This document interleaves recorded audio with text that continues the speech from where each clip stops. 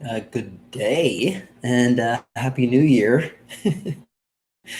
I hope everybody had a safe New Year's Eve, and yeah, this is like a time when, uh, for whatever reason, we might be celebrating. Of course, this calendar that we use is not used worldwide, so of course, the day in which we celebrate a new year is not necessarily a day in which others might be celebrating their new year.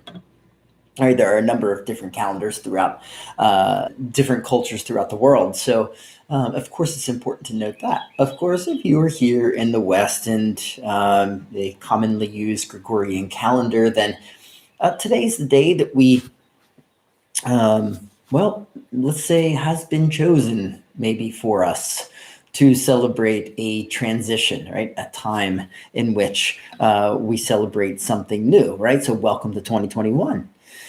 So, when we think about time, it's a concept, of course, that comes up in the Vedas. It is a, hey, Laura, good morning and Happy New Year.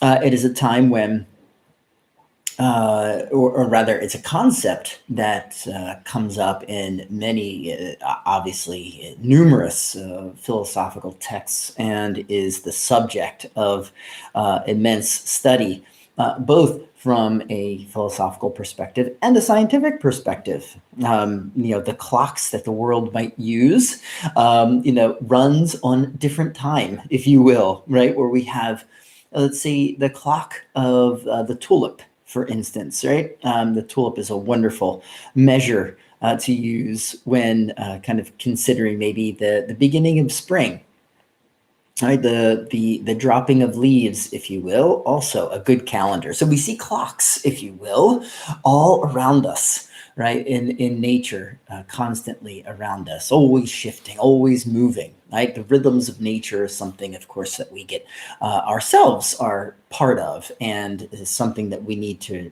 both recognize and celebrate the various clocks that we have. Okay, so a couple things I do want to kind of get to before we do some pranayama. And today, when I was thinking about the pranayamas that we could potentially do, that might kind of coincide with this concept of time, I've realized that ideally, if we're looking at Patanjali's yoga and just, I guess, yoga in general, and maybe the breath work as a means to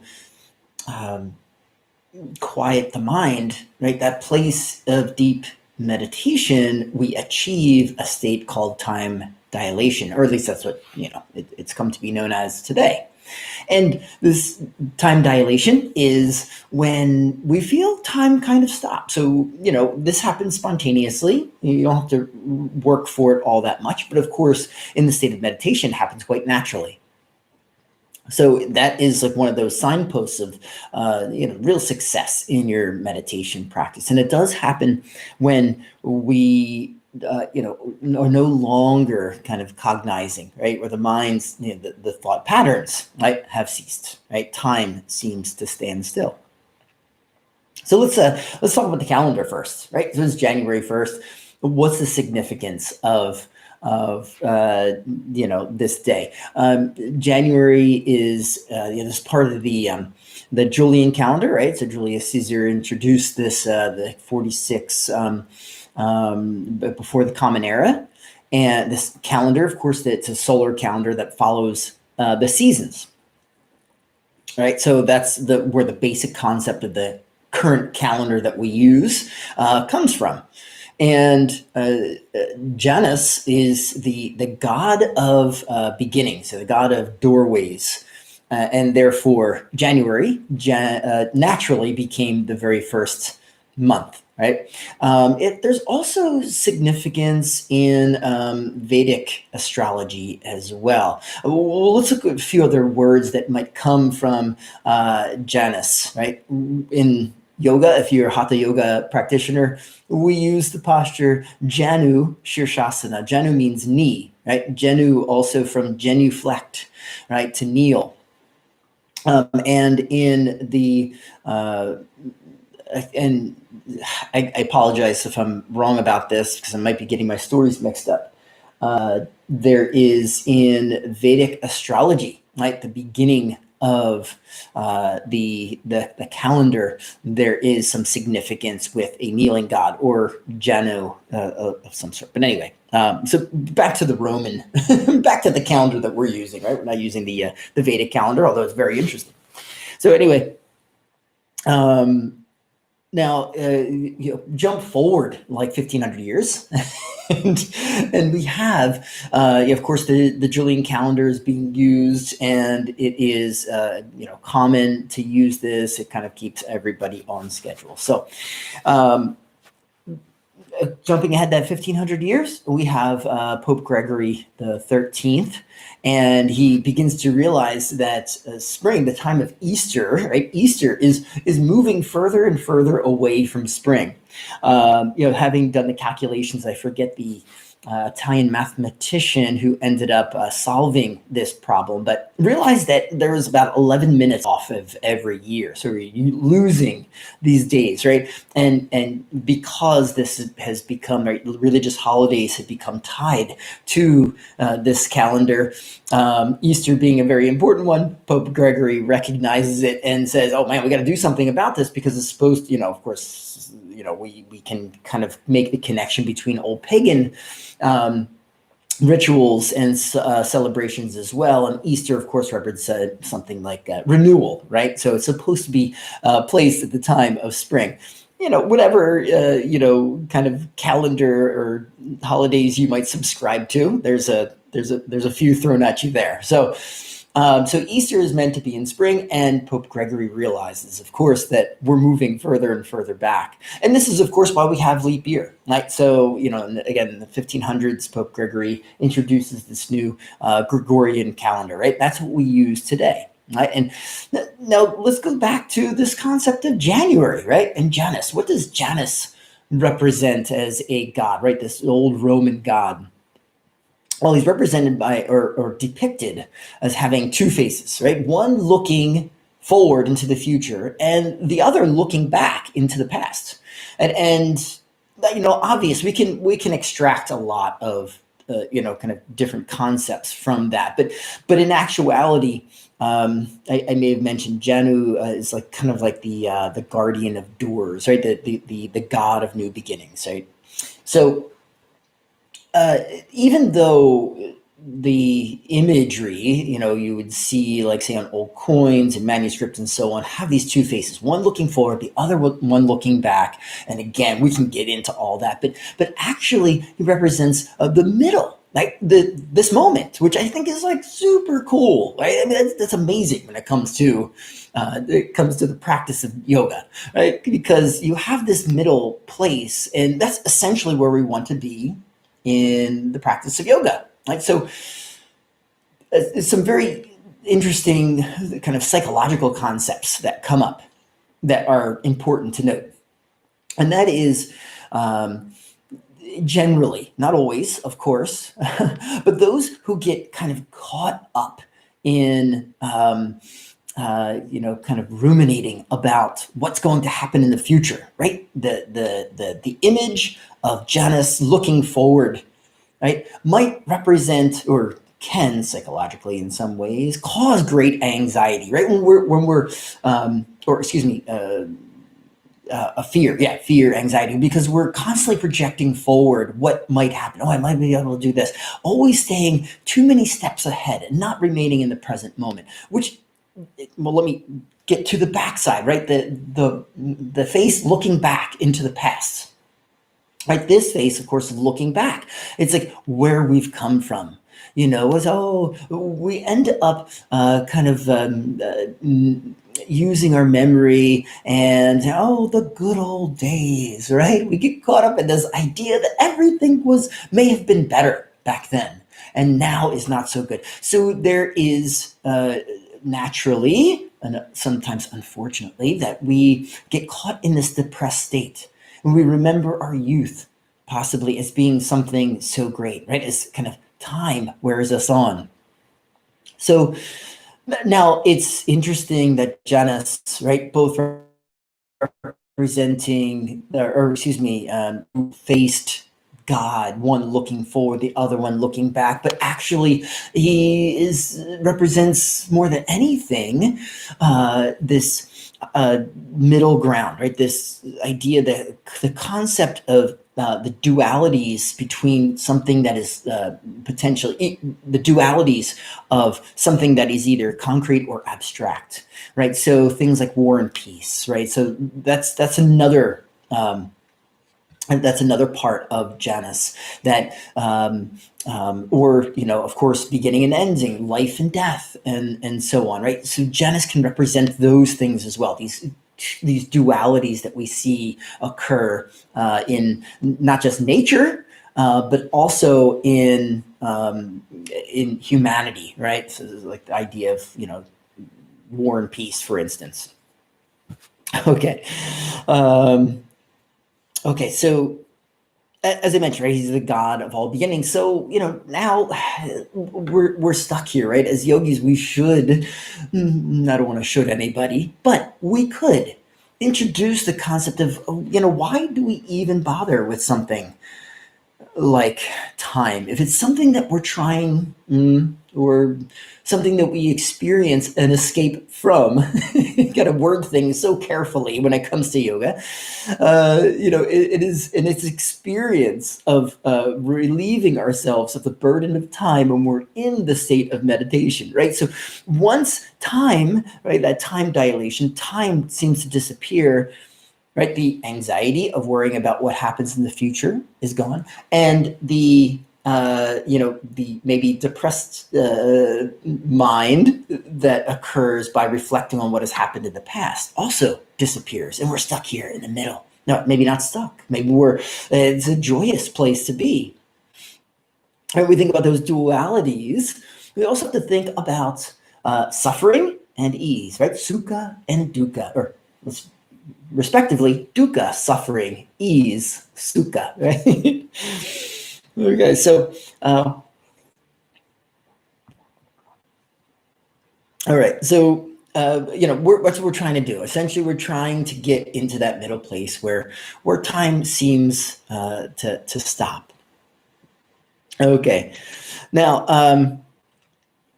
so let's get to the actual passage I want to discuss today, right? And this comes from the Atharva Veda, right? This is from the 19th book, the 53rd hymn. So this is pretty deep into the Atharva Veda. The Atharva Veda, some of you might be familiar with it.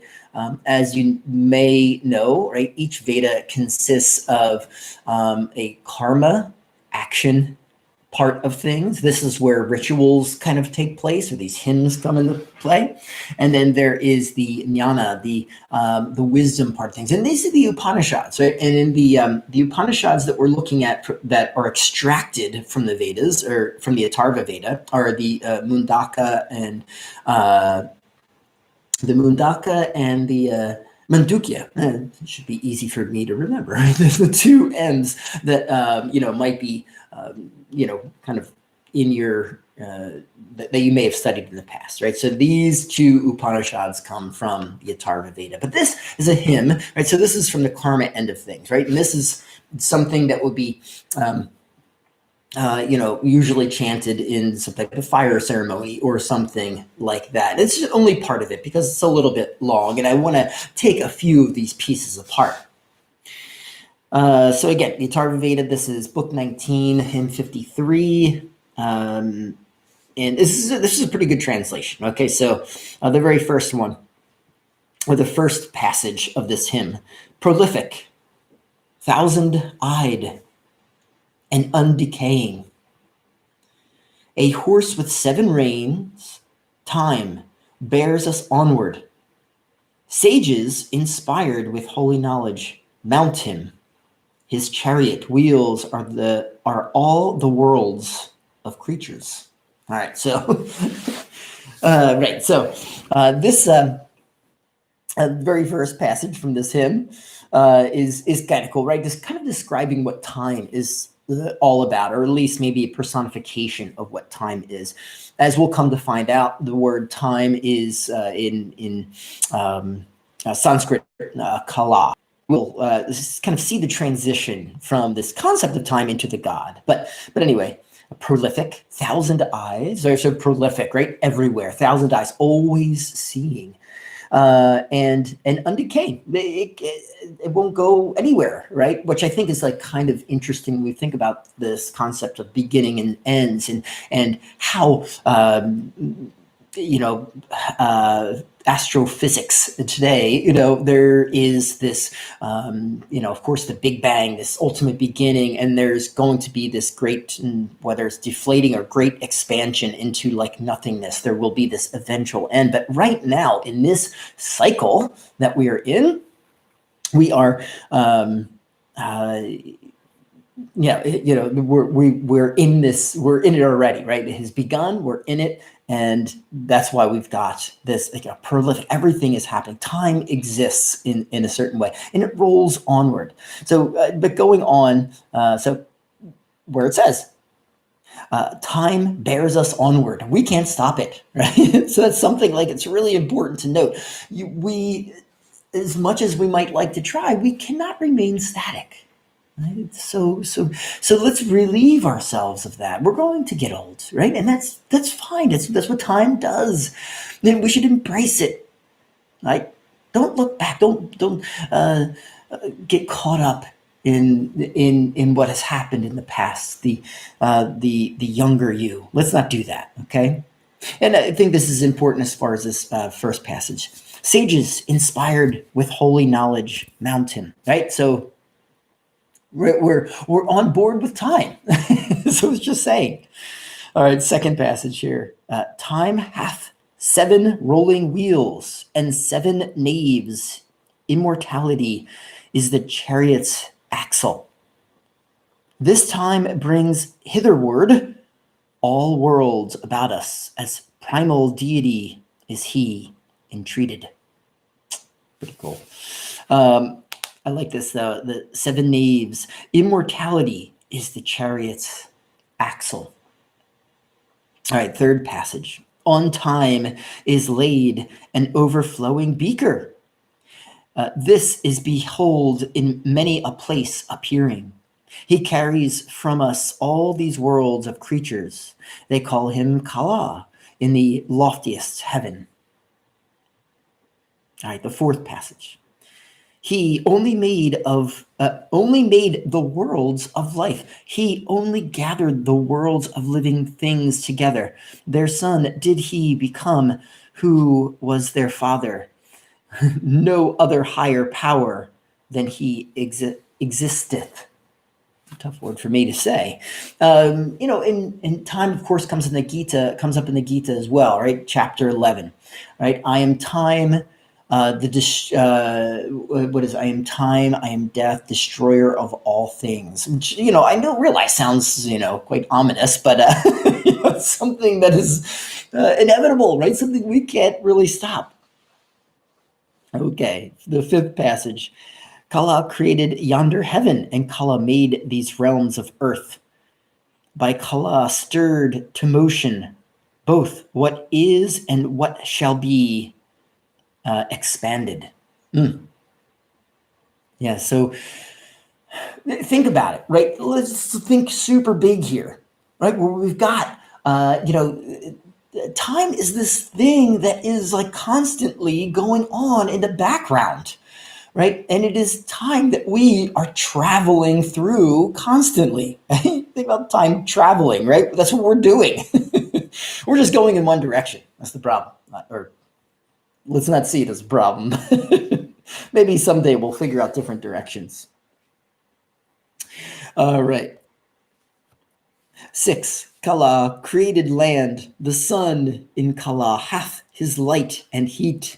In Kala rest all things that be. In Kala doth the eye discern. Beautiful words. So as time rolls on, you can think about it from like an evolutionary standpoint, right? If we bring it down to biology, right, instead of astrology, right, or astronomy, maybe, right? We can look at it in those terms, right? In biology, we look at like evolution, right? And how things have constantly unfolded over time, right? One step in front of another. All right. Okay. And let's see, I'm going to cover 7. This is the last passage I'll cover today. In kala, mind. In kala, breath. In kala, name are fixed and joined. These living creatures, one and all, rejoice when kala hath approached. So I love the beginning of this, 7th passage. In kala, mind. In kala, breath. So we replace, right? In time, right? We find the mind, right? The mind is there. In time, right? There is breath, right? And maybe think about pranayama. Maybe we get to that point where breath and mind can stop time. You think about like the beginning of the new year, right? It can be seen as something, like this date just can seem kind of like arbitrary, right? But if you imbue it, right, with some significance, this date, right? Whether it's a holiday, a birthday, this or that, it's like part of us as yogis, we need to be like kind of detached by these very fixed things, but at the same time, we can give these things power and meaning, right? So, you can see January 1st as being just like this arbitrary date, right? You might take like a very kind of cynical approach when you think about something like that, or, you might be very convicted to those ideals, those lofty ideals of yoga. But, our lower reality depends on time, on this calendar, to keep ourselves organized, right? As a householder, it is essential, and why not use it, right? So if we do, kind of imbue this day with deep meaning, then it becomes powerful. I suggest you take it, right? And you say, these are the transitions I want to make. This is how I want to make my life different from this day forward, this moment forward. Right, Janus, right? Not just looking ahead, not just looking back, but here in the middle ground, right here in this present moment. This is where we're going to make it happen, right? Make things happen. Okay. This talk ended up being a bit longer than I expected. All right. I did want to, yes. Okay. So let's make time stop. All right, here we are. So let's make time stop with some pranayama. And, I was like kind of searching for something, a specific pranayama. You look at the Yoga Sutra 51 maybe, right, where Patanjali kind of gives some insight into how the practice of breath might unfold, right? And he says, this is where time comes up in the Yoga Sutra, but it pertains to breathing, right? We have breath, right? Now that you've established your seat, right, and breath consists of an inhale and an exhale and the spaces in between, then we move on to 51. Say it might be 52, but pranayama breath work can be determined by the pacing, the rhythm of breath, the repetitions of breath, and the timing of the breath. Right. So, let's do like a basic 4 counts. Do your best to keep up. Right. So as I go through like this 4 count, we're going to have these places in between where we hold the breath as well, where we retain the breath as well. All right. And in those spaces in between, quiet the mind. All right. Let everything fade into the background. Maybe, just maybe, we'll be able to stop time. So maybe if we are time travelers, right, constantly moving forward, these are the times when we can take that break from this constant movement forward in time. Okay, sit up nice and tall. Relax your face. Maybe close your eyes if you'd like. Relax your jaw. You might take Mudra if you'd like. A little Jalandhara Bandha, that is chin down, chest up, shoulders back, firm the belly a little bit. Let's first inhale, then exhale. Inhale,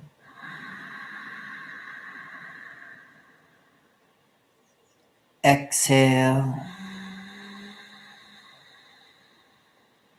Now with control, let's inhale for 4, 3, 2, 1. Exhale, 4, 3, 2, 1. Inhale, 4, 3, 2, 1. Exhale, 4, 3, 2, 1.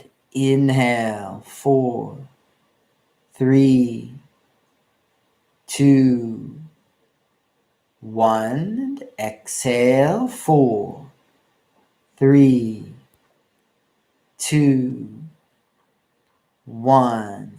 Inhale, 4, 3, 2, 1. Exhale, 4, 3, 2, 1. Hold, 4, 3, 2, 1. Inhale, 4, 3, 2, 1. And exhale, 4, 3, 2, 1. Hold, 4, 3, 2, 1. And inhale, 4, 3, 2, 1. And exhale, 4,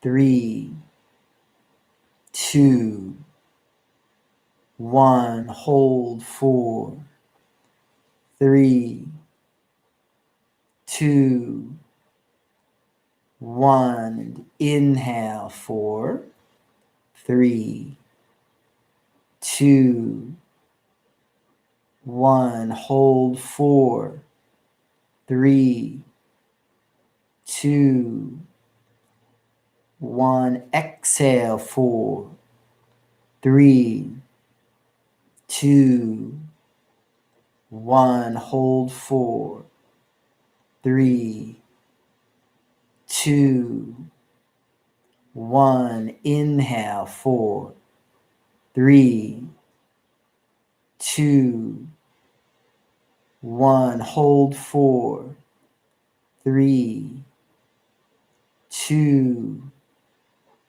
1. Exhale, 4, 3, 2, 1. Hold, 4, 3, 2, 1. Inhale, 4, 3, 2, 1. Hold, 4, 3, 2, 1. Exhale, 4, 3,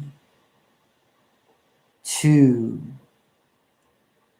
1. Hold, 4, 3, 2, 1. Inhale, 4, 3, 2, 1. Hold, 4, 3,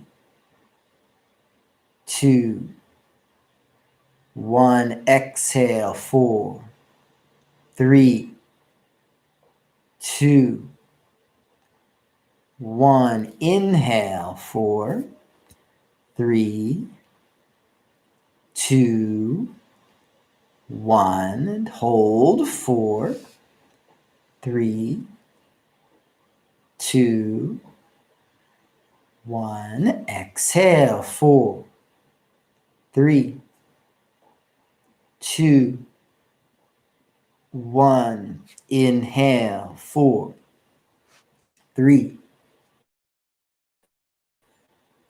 2, 1. Hold, 4, 3, 2, 1. Exhale, 4, 3, 2, 1. Inhale, 4, 3, 2, 1. Exhale, 4, 3, 2, 1. Inhale, 4, 3, 2, 1. Exhale, 4, 3, 2, 1. Inhale, 4, 3, 2, 1. Exhale, 4, 3, 2, 1. Inhale, exhale, inhale, exhale. Good. Now loosen control of your breath. Stay focused on your breathing. Let's take a few moments of quiet meditation.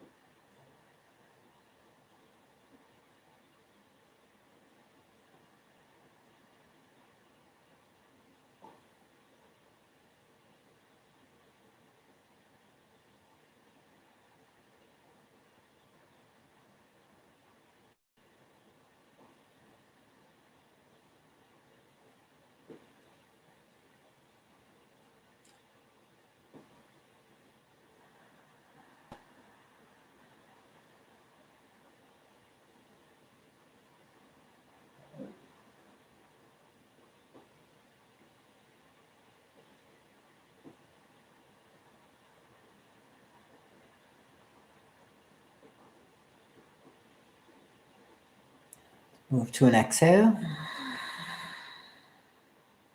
Deep inhale, shoulders rise. Now through your mouth, exhale. Shoulders move back and down. And you blink your eyes open. And thank you so much for joining me today. Please have a safe, healthy new year. Okay? Peace.